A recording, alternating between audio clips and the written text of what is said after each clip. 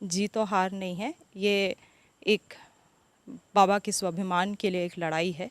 और जो मांडर के जनताओं का जो निर्णय का मजाक उड़ा है, उसकी एक लड़ाई है। एक कॉरपोरेट सेक्टर से आई और सीधे जनता के बीच चली गई। वहाँ कभी धूल में बैठना पड़ेगा, कभी गंदगी में बैठना पड़ेगा, कभी कोई मतलब अचानक से आके आपसे हाथ मिलाने की कोशिश करेगा। तो कई बार अनईजी फील होगा आपको, कई बार जब लोग आपको अप्रिशिएट करेंगे कि आपके चलते ये काम हो गया तो आपको अच्छा भी लगेगा। समाज सेवा कोई आसान बात नहीं होता है ना। तो इस चीज़ों को मैंने सूझबूझ के मैंने कदम लिया है। और पॉलिटिकल बैकग्राउंड से हूँ, तो मैंने बाबा को भी संघर्ष करते हुए देखा है। उनके साथ बचपन में भी बहुत सारे गांव में प्रचार में भी गई हूँ, खेतों में भी बैठा है उनके साथ। तो ये सब बात हमारे लिए कोई नई चीज़ नहीं है। तो इसका ज्ञात है हमें और हम इसके लिए तैयार हैं। कि सामने आपके मुख्य प्रतिद्वंदी आप किसको मानते हैं या किसको देख रहे हैं, बीजेपी को या एक खतियानी झारखंडी पार्टी 9-9 अवतरित हुई है, पहला इलेक्शन उनके कैंडिडेट के तौर पे कोई यहाँ कंडक्ट करेगा, उनको देख रही है, या फिर आपको लगता है कि मेरे सामने कोई नहीं? देखिए, बीजेपी हर एक इलेक्शन के पहले मन बहलाने वाली बातें बहुत करती है कि हमें चेंजेस लाना है, हमें ये करना है, वो करना है। अभी जो आपकी सरकार है वो नहीं कुछ कर रही है।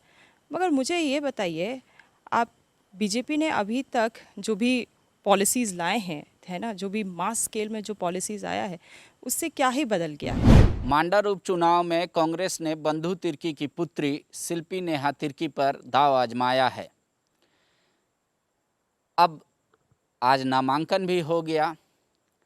नामांकन के बाद क्षेत्र का भ्रमण शुरू हो गया है, प्रचार कर रही हैं शिल्पी।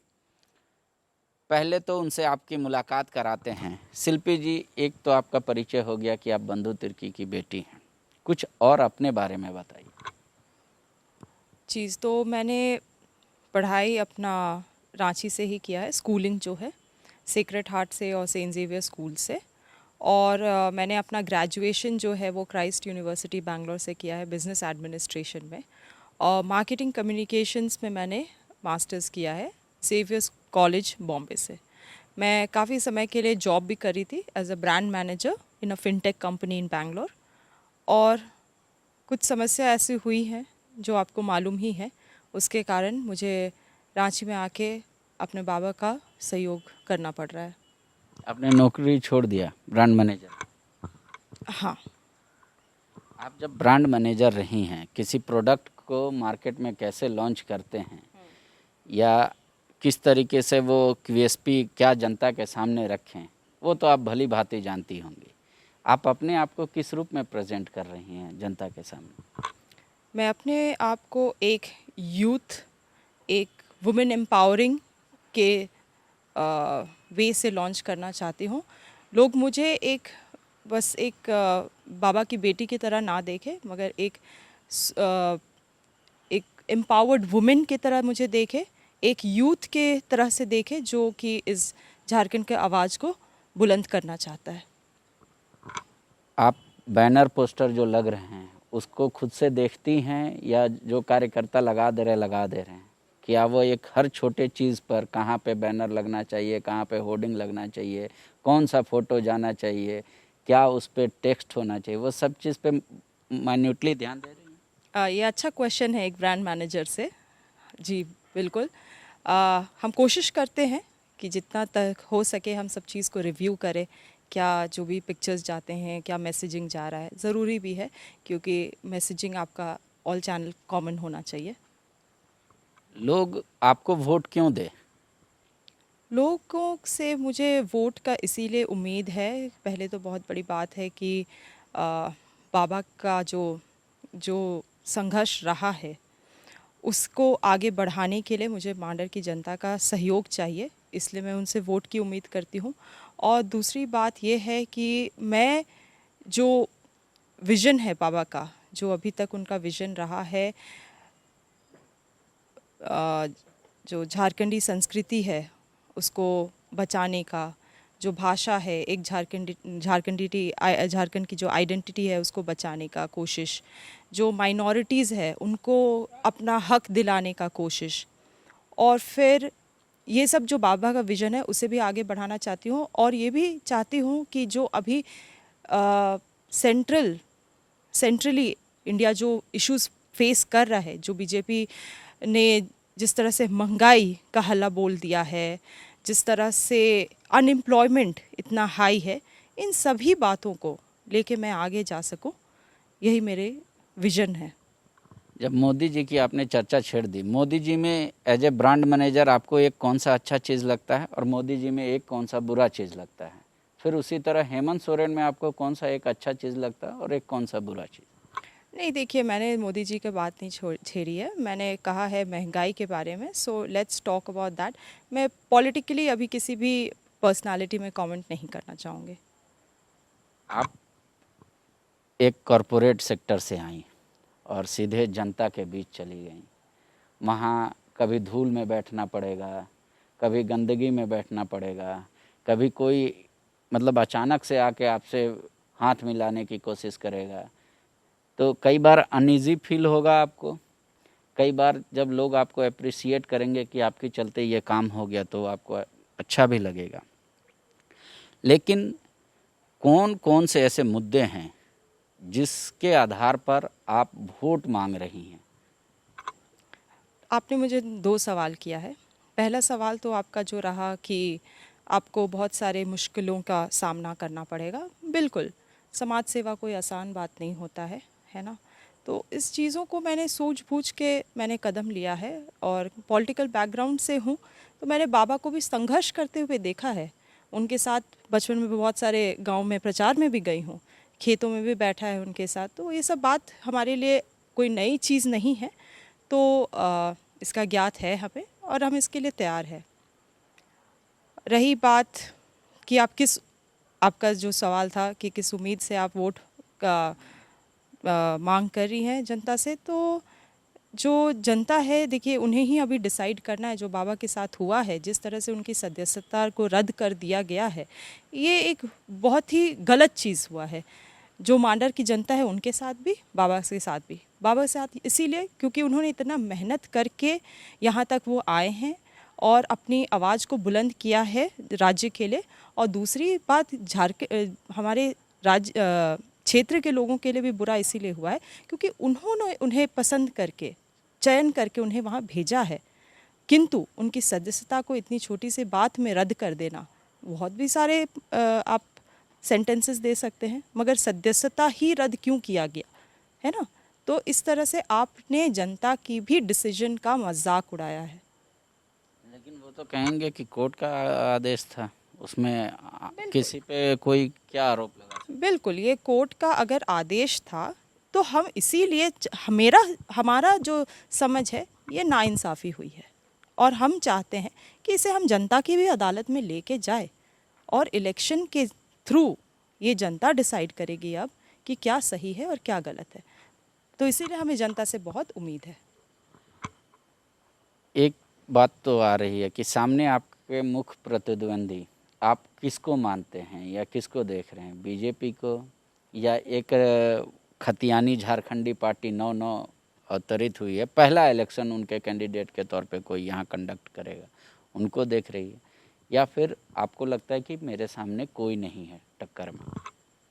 नहीं, बिल्कुल, मैं कांग्रेस से लड़ रही हूँ। मैं कांग्रेस पार्टी के टिकट से लड़ रही हूँ, तो ज़रूर कांग्रेस का हमेशा जो भी जंग रहा है वो बीजेपी के अगेंस्ट ही रहा है, एट ऑल लेवल्स। तो its head on with BJP. BJP में अभी उम्मीदवारी तय हो जाएगी थोड़ी कुछ ही घंटों के बाद, लेकिन शिल्पी को किससे फाइट लेने में मज़ा आएगा? देव कुमार दान से या किसी लेडी से? बीजेपी जिसे भी भेजे वो उनकी डिसीजन होगी। हमें अपने साइड की जो तैयारी है उसे हमें देखना है।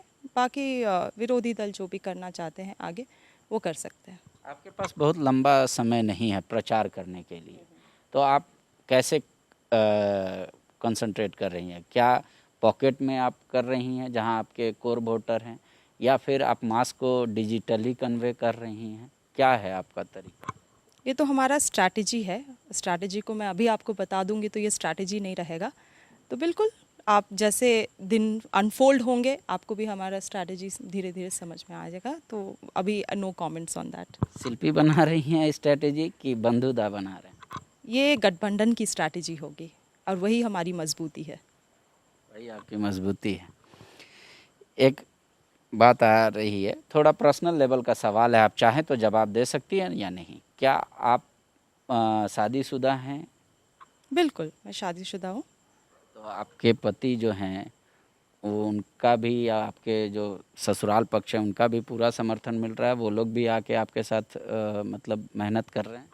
बिल्कुल बिल्कुल, मेरे इन लॉज से, मेरे हस्बैंड से मुझे बहुत सपोर्ट मिल रहा है और मैं इस बात की बहुत ही आभारी हूँ। एक बात आ रही है कि आप कह रहे हैं कि हम जनता की अदालत से न्याय चाहते हैं, इसलिए इस चुनाव में आए हैं, और जो जनता ने जनादेश दिया था वो तो 5 सालों के लिए था, लिहाजा हम जा रहे हैं ताकि भाई उन सपने के जो बाकी है वो अधूरे वो पूरे कर सकें।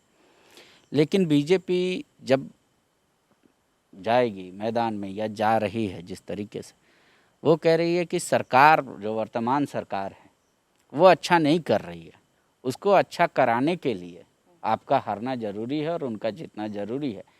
ताकि उनका कहना है कि बीजेपी का ये आरोप है कि सरकार एक नींद में है, उसको जगाने के लिए ये उपचुनाव सत्ता पक्ष को हारना ज़रूरी है। आपका क्या टर्म है कि क्यों सत्ता पक्ष के ही उम्मीदवार को जीतना ज़रूरी है?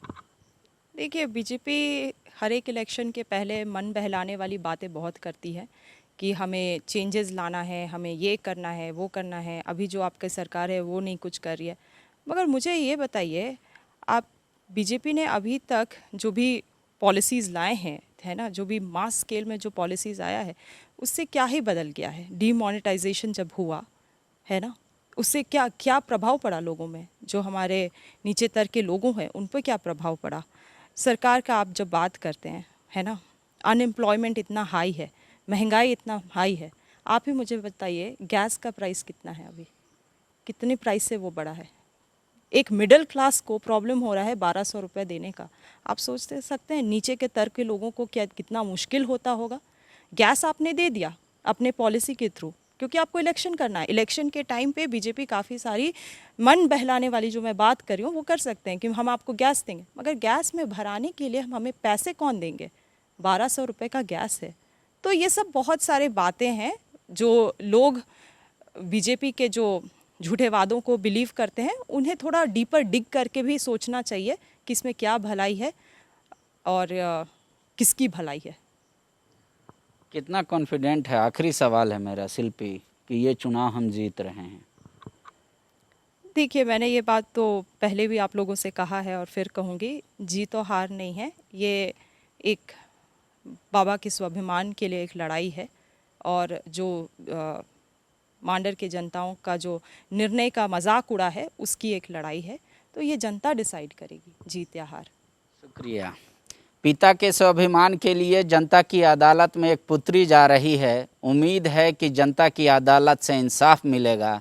शिल्पी कह रही है, एक भला नौकरी छोड़कर आई हूँ मैं जनता की सेवा के लिए, क्योंकि उनके पिता के साथ छल हो गया, मांडर की जनता के साथ छल हो गया। उनके अधूरे सपने और पिता के दिखाए राहों पर ही आगे बढ़ेंगे शिल्पी। शुक्रिया। बायोम। डॉक्टर बनने का है सपना, मगर सही गाइडेंस की है कमी, तो आए बायोम। रांची में सिर्फ मेडिकल की तैयारी के लिए एक बेहतरीन संस्थान, नीट और एम्स की तैयारी के लिए सन 2001 से मेडिकल प्रिपरेशन के लिए सबका भरोसेमंद संस्थान बायोम, हीनू एवं नगरा टोली, Ranchi. thefollowup.in. Like, share, and subscribe. www.thefollowup.in